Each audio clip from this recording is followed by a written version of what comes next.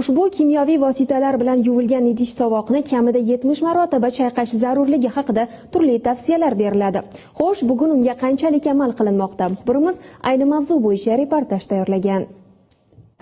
Yaxshi yuvilmasligi yoki o'shalarning qolib ketishi oqibatida surunkali zaharlanish yuz beradi.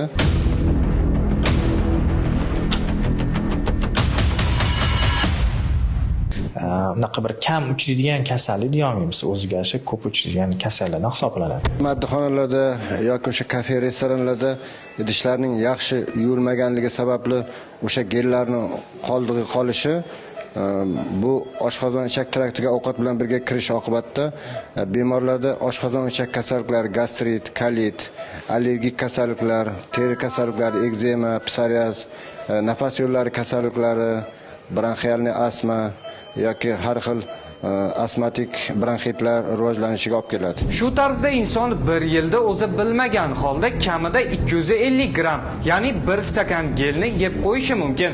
Vaqt o'tishi bilan unda oshqozon ichak, onkologik, hattoki nafas yo'llari kasalliklari paydo bo'ladi. Ayniqsa bolalarda bu tezda ko'rinadi.